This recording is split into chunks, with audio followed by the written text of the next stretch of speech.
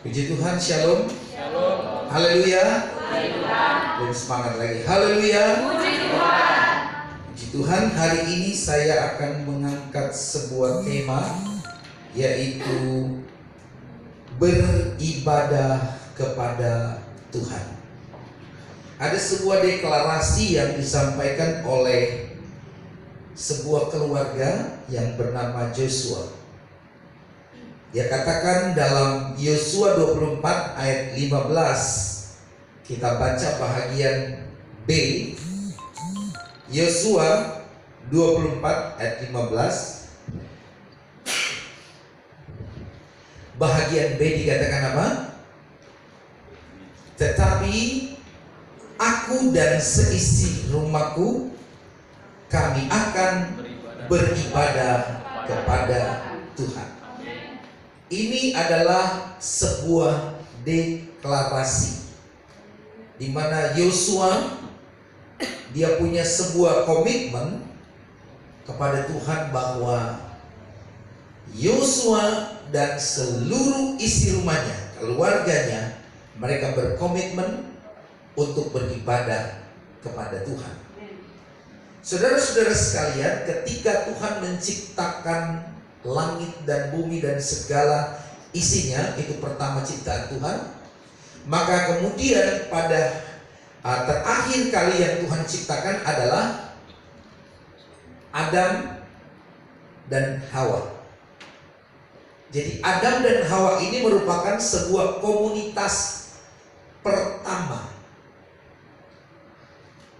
yang Tuhan bangun, yaitu Adam dan Hawa. Di dalam perjanjian lama, sebelum kemah pertemuan Musa itu dibangun, belum ada tempat untuk beribadah, belum ada.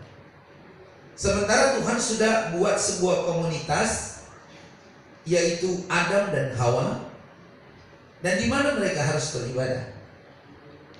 Sedangkan belum ada yang namanya kemah sembahyang, kemah suci belum ada. Maka saudara-saudara,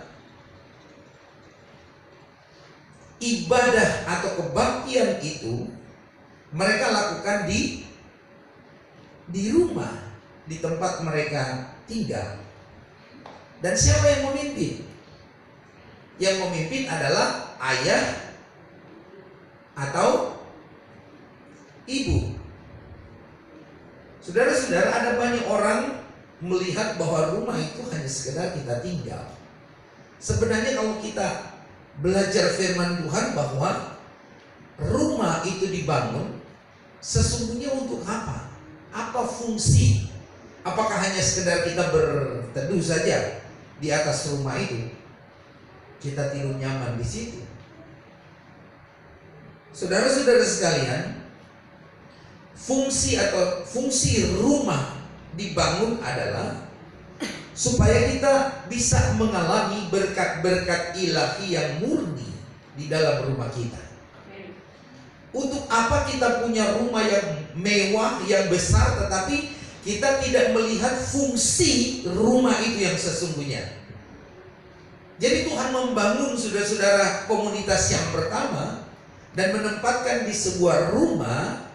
Dan di sanalah Adam dan Hawa mengalami berkat-berkat ilahi yang murni.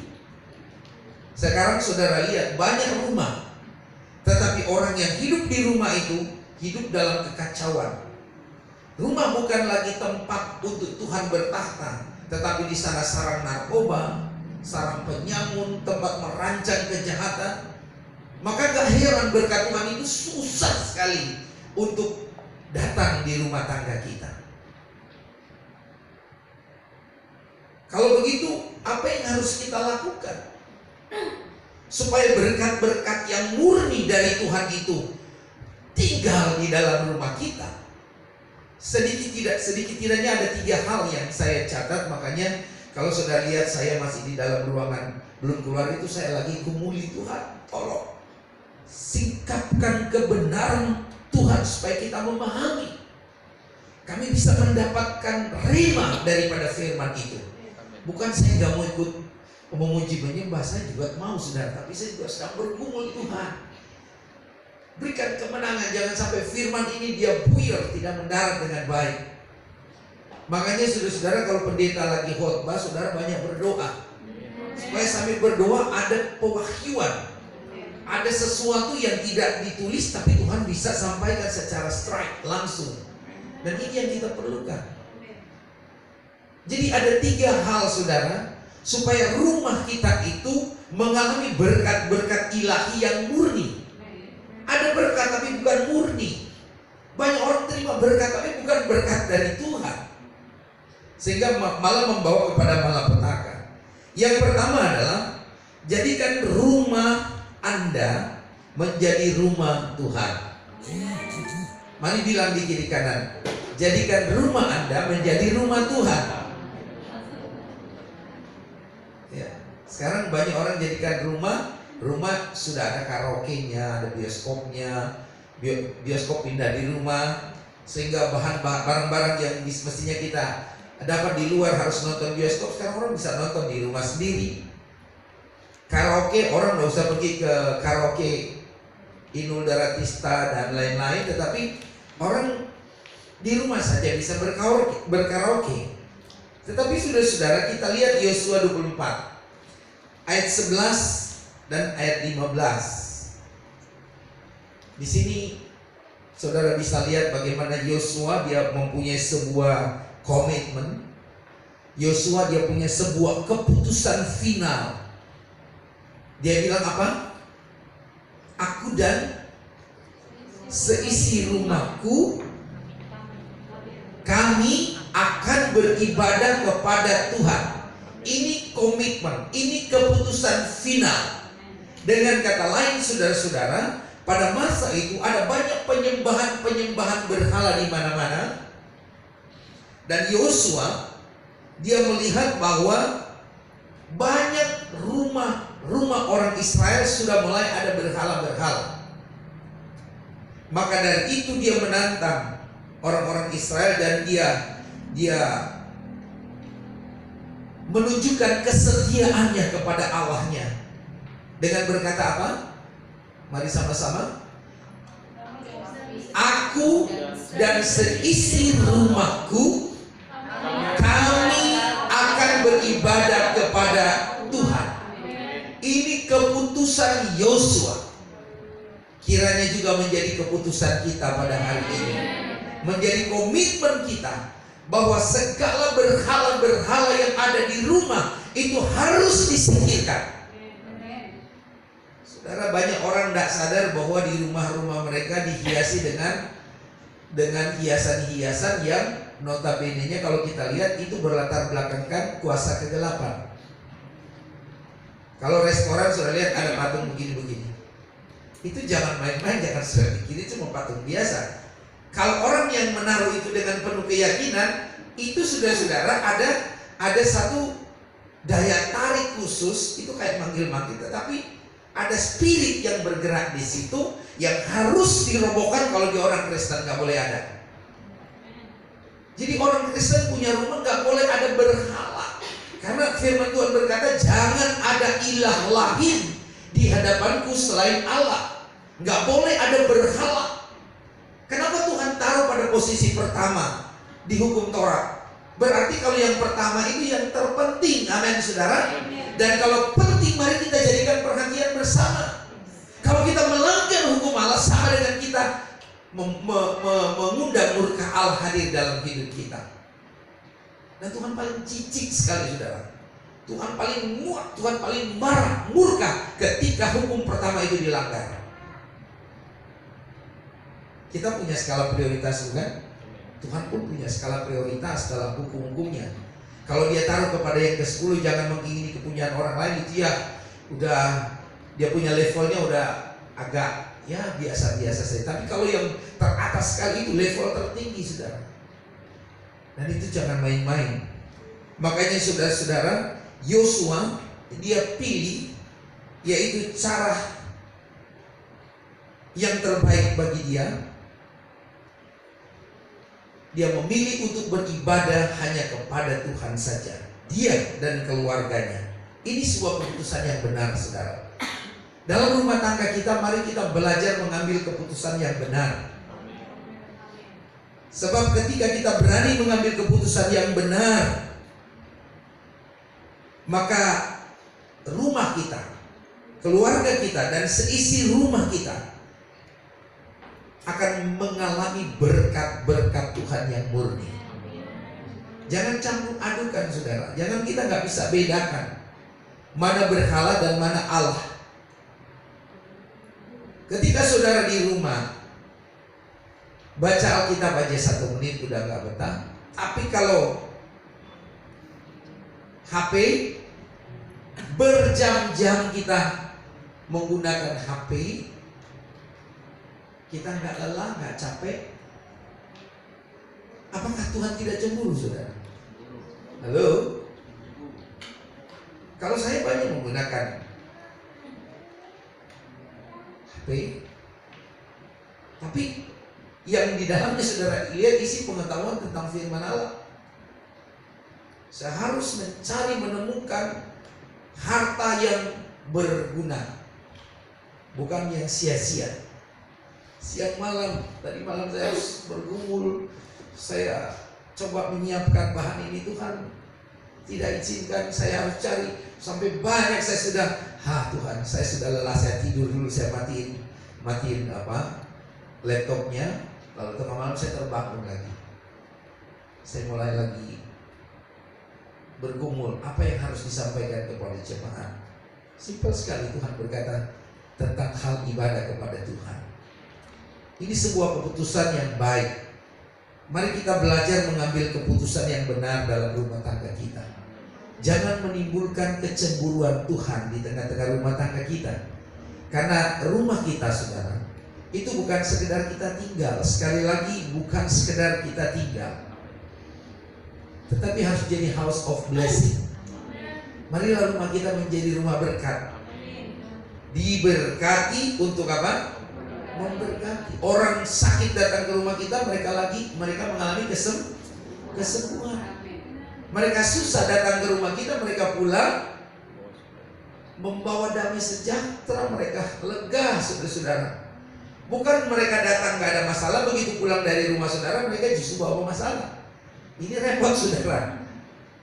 Jadikan rumah kita rumah doa. Karena sebelum ada kemah sembahyang, ketika Tuhan ciptakan Adam dan Hawa, tidak ada di Alkitab mereka datang ke gereja, mereka datang ke rumah Tuhan. Tidak, rumah mereka sendirilah tempat mereka beribadah. Itulah yang Yosua angkat. Aku dan seisi rumahku, kami akan beribadah kepada Tuhan. Dia menyinggung rumah. Dalam kitab Kejadian 35 ayat 2-5, Yakub juga mengambil sebuah keputusan yang sama dan sangat jelas mengenai tujuan rohani keluarga daripada Yakub. Dia mau beribadah kepada Tuhan. Lalu berkatalah Yakub kepada seisi rumahnya dan kepada semua orang yang bersama-sama dengan dia, jauhilah dewa-dewa asing yang ada di tengah-tengah kamu, tahirkanlah dirimu dan tukarlah pakaianmu. Ayat yang ketiga, marilah kita bersiap dan pergi ke battle. Aku akan membuat mezbah di situ bagi Allah. Ada sebuah komitmen, ada sebuah keputusan daripada Yakub bahwa dia ingin supaya keluarganya mengenal tujuan rohani yang benar. Dia ingin keluarganya itu menjadi keluarga yang rohani. Kalau saja Adam dan Hawa melakukan hal yang sama dan seterusnya tokoh-tokoh Alkitab termasuk Yakub, marilah kita anak-anak Tuhan juga jadikan rumah kita sebagai rumah Tuhan. Jangan jadikan rumah sarang penyamun atau rumah narkoba atau tempat merancang kejahatan. Saudara, tidak akan ada berkat. Sekali lagi, tidak akan ada berkat. Anak cucumu bukan diberkati di mana-mana, tetapi menjadi pemberontak, menjadi pengacau di mana-mana, menjadi biang kerok di mana-mana. Tapi mari saudara-saudara, kita belajar untuk beribadah kepada Tuhan, bukan hanya di gereja, tetapi prioritaskan rumah kita. Ada doa di pagi hari, ada mesbah doa. Sebelum buka pagi, saudara-saudara, ada doa yang kita sampaikan kepada Tuhan. Suami pergi ke kerja, kita doakan dia. Anak istri di rumah kita tinggalkan, kita doakan dia.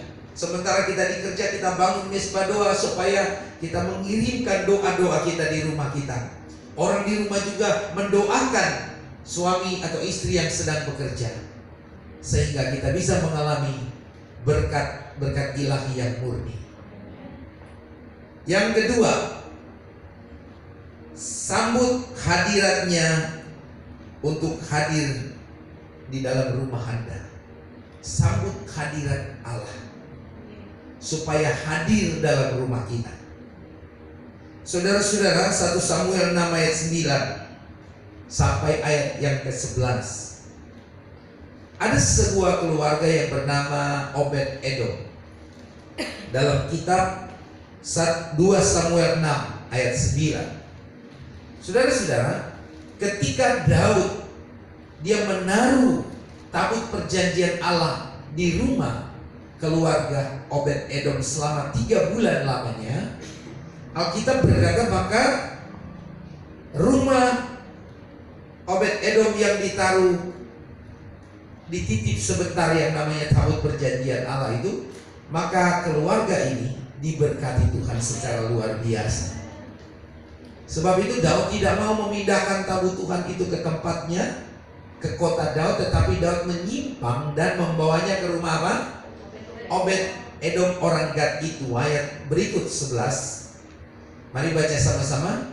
3 bulan lamanya tabut Tuhan itu tinggal di rumah Obed Edom orang Gad itu, dan Tuhan memberkati Obed Edom dan seisi rumahnya. Haleluya. Jadi saudara-saudara, kalau kita menyambut hadirat Tuhan untuk hadir di rumah kita, percayalah bahwa Tuhan akan memberkati rumah kita. Amin. Ini firman Tuhan. 3 bulan lamanya.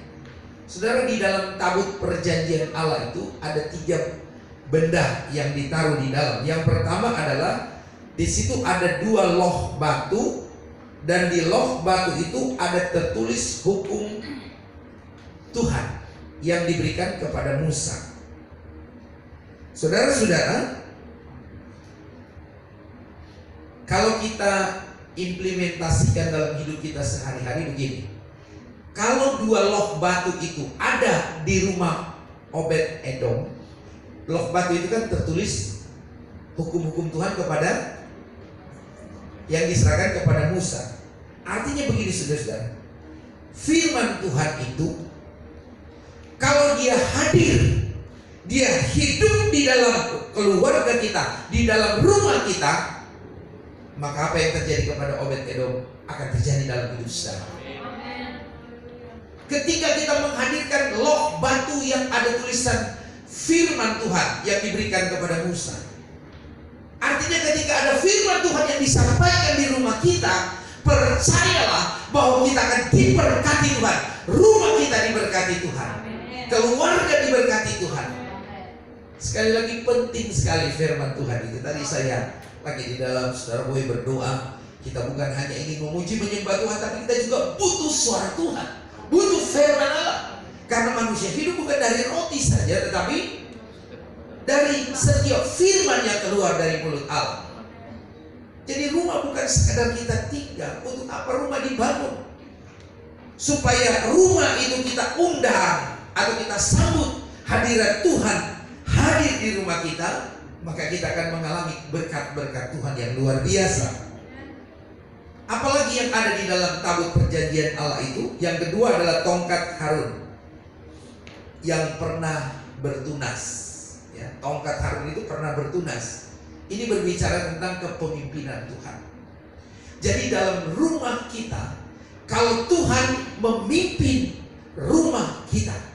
Kalau kepala keluarga dipimpin oleh Tuhan, sekali lagi rumah kita akan diberkati Tuhan. Makanya sambut hadirat Tuhan, saudara. Sambut kepemimpinan Tuhan dalam rumah tangga kita, maka Tuhan akan memberkati kita. Yang ketiga, di sana berisi ada buli yang berisi mana. Nah, saudara-saudara, mana ini adalah makanan yang Tuhan sediakan selama orang-orang Israel berada di padang belantara. Artinya begini, saudara, kita ini semua punya kebutuhan. Yang setuju katakan amin. Kita punya keperluan untuk isi rumah kita. Nah, Alkitab katakan ketika buli yang berisi mana hadir dalam rumah tangga kita, artinya apa yang menjadi keperluan, apa yang menjadi kebutuhan kita, Tuhan akan siapkan. Tapi rumusnya gimana? Harus hadirkan siapa? Bukan opung kita, bukan mak kita, bukan nyak kita. Hadirkan orang, saudara, kecewa. Saudara berharap kepada manusia, kita katakan saudara akan kecewa, bahkan terkutuklah. Tapi kalau saudara hadirkan pokor mana yang ada isi mana itu, saudara, artinya ini melambangkan Tuhan mencukupkan kebutuhan akan orang-orang Israel. Tuhan yang sama juga mampu mencukupkan segala keperluan kuliahmu, keperluan untuk transportasimu, untuk makan minummu, untuk beli sepeda motor. Tuhan akan cukupkan, katakan amin. Jadi kalau hari ini engkau masih bingung kenapa Tuhan tidak cukupkan, bukan Tuhan yang menjadi persoalan di sini, engkau yang punya persoalan. Tuhan, saudara-saudara, sekali lagi, Dia berkuasa untuk menghadirkan mana kepada orang-orang Israel. Tuhan juga berkuasa untuk memenuhi kebutuhan saudara. Tapi renungkan firman Allah baik-baik. Kalau sampai detik ini saya tidak tercukupi, bukan Tuhan tidak sanggup atau Tuhan tidak mampu, bukan. Tapi something problem in your life. Ada sesuatu yang Tuhan ingin engkau harus merubah. Jangan salahkan Tuhan, saudara. Tuhan tidak pernah salah. Yang setuju katakan amin yang kencang. Tuhan tidak pernah salah. Kalau kita berjalan di jalan yang benar, maka berkat yang kita dapat juga berkat yang benar.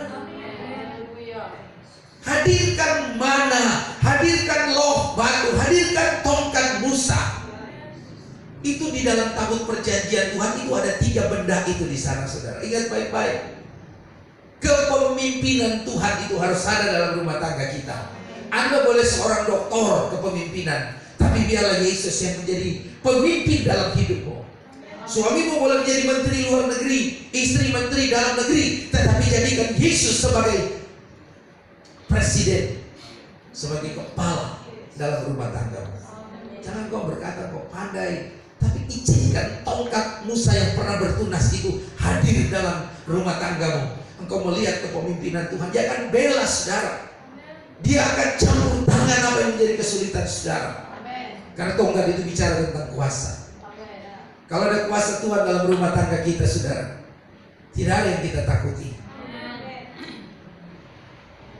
Diberkati. Saudara-saudara, kita akan diberkati Tuhan kalau Tuhan diakui dalam rumah tangga kita. Kita akan diberkati Tuhan kalau Tuhan dihargai dalam rumah tangga kita. Jadi kalau kita bangun pagi kita tidak akui Tuhan punya kuasa, bangun pagi kita tidak mengakui, tidak menghargai Dia, kita anggap ya kita sehat karena kita bisa jaga kesehatan. Tunggu dulu. Mungkin Anda bisa hidup sekarang, tetapi Anda empot-empotan untuk melihat berkat Tuhan itu. Berkat Tuhan itu, saudara-saudara, Dia akan turun hadir dalam rumah tangga kita kalau kita hargai Dia. Kalau saudara-saudara mengakui Dia, maka Dia akan selalu hadir setiap musim hidup kita. Haleluya, puji Tuhan. Saudara-saudara, dilemanya sekarang ini banyak rumah-rumah yang seperti saya katakan, sayang sekali mereka tidak mengakui Tuhan di sana. Mereka tidak menghargai Tuhan di sana. Itu sebabnya rumah menjadi sarang narkoba. Rumah menjadi tempat untuk merancang kejahatan, dan banyak lagi hal-hal lain dilakukan di rumah. Saudara, rumah bukan sekedar kita tinggal, tetapi rumah adalah rumah Tuhan juga. Kalau saudara sambut hadirat Tuhan di rumah saudara, saudara akan diberkati Tuhan. Yang terakhir, bangun bahtera keselamatan di rumah Anda. Jadi bukan hanya sekedar mengundang hadirat Allah, bukan hanya sekedar menjadikan rumah Tuhan, tetapi mari kita bangun bahtera keselamatan di rumah kita masing-masing. Baca Ibrani 11 ayat yang ke-7. Ibrani 11 ayat yang ke-7 dikatakan, karena iman maka Nuh, karena iman maka Nuh dengan petunjuk Allah tentang sesuatu yang belum kelihatan, tetapi apa? Dengan taat mempersiapkan bahtera untuk menyelamatkan keluarganya. Dan karena iman itu ia menghukum dunia, dan ia ditentukan untuk menerima kebenaran sesuai dengan imannya. Saudara-saudara sekalian, karena iman maka dengan petunjuk Tuhan, Nuh dia membangun bahtera. Dia menyiapkan bahtera. Untuk apa bahtera dia siapkan? Untuk menyelamatkan keluarganya. Saudara-saudara sekalian, Nuh dia lakukan bukan dengan cara angot-angotan, semau gue. Tetapi Alkitab katakan sekali lagi, karena iman maka Nuh dengan petunjuk Allah tentang sesuatu yang belum kelihatan, dia lakukan dengan apa? Dengan taat. Taat. Saudara, kalau sudah jadi orang Kristen yang taat, akan ada hasilnya. Tapi kalau jadi orang Kristen anggot-anggotan, sekarang ke gereja hilang lagi. Seperti peribahasa bilang, habis gelap terbitlah terang, terus terbit lagi gelap. Jadi seperti lampu disco. Kepada Tuhan jangan kita tunjukkan iman yang asal-asalan. Tunjukkan kepada Tuhan bahwa kita serius untuk keselamatan jiwa kita. Sebab keselamatan tidak bisa dibeli, saudara. Kekayaan kita tidak bisa membeli keselamatan. Ayah kita pendeta gak bisa menyelamatkan kita, anak-anak pendeta. Suamimu pendeta tidak bisa menyelamatkan engkau sebagai istri pendeta. Sebaliknya istri yang pendeta, suami pengusaha gak bisa mendorong Anda untuk bisa diselamatkan. Dalam hal keselamatan perlu ketaatan, saudara. Waktu Nuh buat bahtera, gak ada air yang banyak, tapi dengan taat dia buat karena Tuhan yang suruh. Kalau Tuhan yang suruh, saudara-saudara, jangan berdalih-dalih, jangan tunda-tunda. Kalau sudah bernasar kepada Tuhan, jangan, saudara-saudara, abaikan nasar itu. Pastikan bahwa engkau mau selamat, bukan binasa. Dia menyiapkan bahtera, tidak lain adalah untuk menyelamatkan keluarganya. Dan Alkitab katakan Nuh dia lakukan dengan ketaatan. Di zaman Nuh, saudara-saudara, dia tidak bermaksud dia buat bahtera untuk menyeret keluarga-keluarga yang ada di sekitar dia. Bukan seperti itu, supaya masuk bahtera. Tetapi tujuan dia membangun bahtera adalah untuk keluarganya. Tetapi bagi orang lain dia mengingatkan. Jangan sudah berpikir semua harus selamat masuk ke dalam bahtera itu. Tuhan sudah desain itu untuk dia punya keluarga dan beberapa binatang yang Tuhan suruh. Jadi kalau orang bilang, lu nggak ngajak-ngajak sih, lu nggak kasih numpang, Pak. Waktu saya masih sekolah minggu, ketika mereka bergantung ngemes lewat jendela, ada air yang besar, bola. Jadi air yang menolak dia, bukan Tuhan yang menolak, bukan Nuh yang menolak. Nuh hanya sekedar mengingatkan, hei penonton. Dia hanya mengingatkan. Bertobatlah. Bertobat artinya berbalik dari jalan yang salah kepada jalan yang benar. Tetapi orang sudah diingatkan. Bukannya bertobat, malah tiap hari dia berbuat jahat, berbuat dosa, tidak menghargai Tuhan, tidak mengakui Tuhan. Bagaimana Tuhan mau berkati hidupmu? Bagaimana Tuhan mau bertanggung jawab atas keperluanmu? Tuhan yang berfirman, Allahku akan mencukupi segala keperluanmu. Tuhan yang bersabda. Menurut kekayaan dan kemuliaan yang ada di dalam Yesus Kristus. Sebenarnya simpel, saudara-saudara. Untuk mengalami pembelaan Tuhan, pertolongan Tuhan, hanya dengan kita menjadikan rumah kita rumah Tuhan. Karena 1 Korintus 3:16 berkata apa? Tidak tahukah kamu bahwa tubuhmu adalah bait Allah?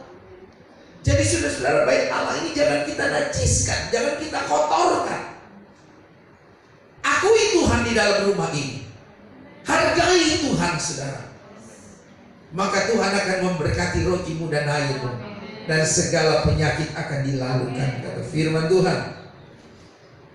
Saudara-saudara,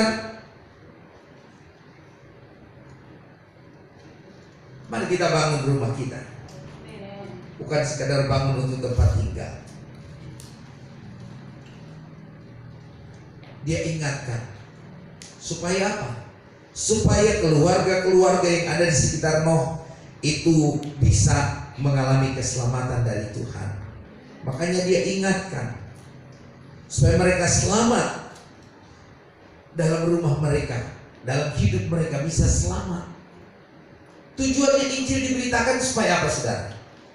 Supaya terjadi keselamatan dalam rumah, dalam hidup, terjadi keselamatan. Itu tujuannya. Injil artinya memanggil manusia dari dalam dosa. Injil artinya kabar baik. Jadi Injil ini kita sampaikan kepada siapa saja, supaya mereka diselamatkan, hidupnya diberkati Tuhan. Jadi tugas kita adalah mengingatkan saja. Tetapi apa yang dilakukan oleh orang-orang di zaman Nuh?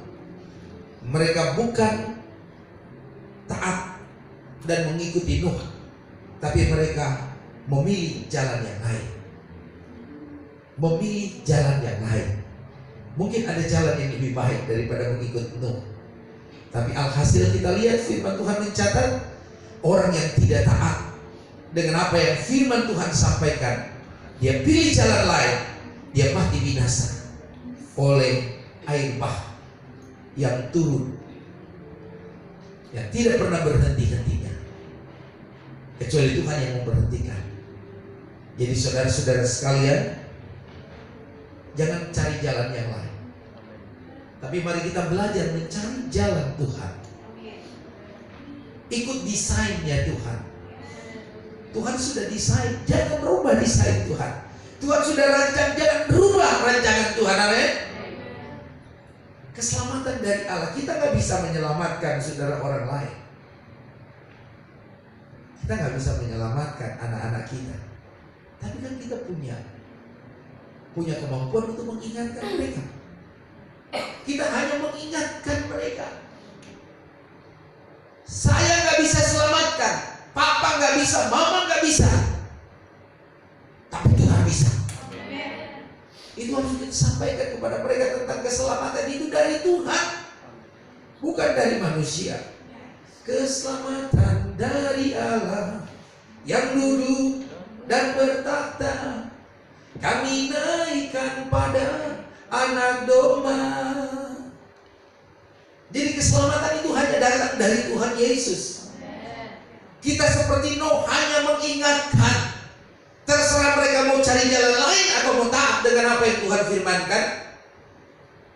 Kalau kita taat dengan firman Allah, hargai dia, terima dia, undang dia, maka saudara akan lihat keselamatan, berkat Tuhan. Benar-benar kita alami, bukan kata orang, tetapi sebagaimana apa yang Nuh lakukan, apa yang dilakukan oleh tokoh-tokoh Alkitab. termasuk Abraham, termasuk Adam dan Hawa, termasuk Yakub. Mereka semua melakukan Obed-Edom. Semua yang mereka lakukan adalah tidak lain, mereka lakukan seperti apa yang Yosua katakan, aku dan seisi rumahku, kami akan beribadah kepada Tuhan. Keselamatan dalam rumah penting, saudara-saudara. Kita memang tidak mampu, tapi Tuhan mampu menyelamatkan. Tugas kita, mari kita bangun rumah kita sesuai dengan desain Tuhan. Tuhan sudah berikan kepada kita. Tugas kita adalah mengarahkan keluarga kita. Itu desain yang Tuhan kasih. Arahkan keluarga kita kepada Yesus. Mereka yang buat keputusan, anak-anak yang buat keputusan, bukan kita. Tetapi kita harus arahkan mereka ke arah yang benar, bukan ke arah yang salah. Tugas kita arahkan mereka selalu ke arah yang benar. Keputusan bukan dari kita, keputusan dari mereka. Itu sebabnya saudara-saudara, mari kita belajar mengundang Tuhan dalam hidup kita, menghargai Dia. Dengan iman kita terus deklarasikan dalam hidup kita bahwa aku dan seisi rumahku, kami akan beribadah kepada Tuhan. Ibadah artinya supaya diselamatkan. Ibadah artinya supaya diberkati Tuhan. Amin, saudara. Orang yang beribadah, saudara, tidak lain untuk apa? Untuk tercukupkan segala apa yang kita perlukan.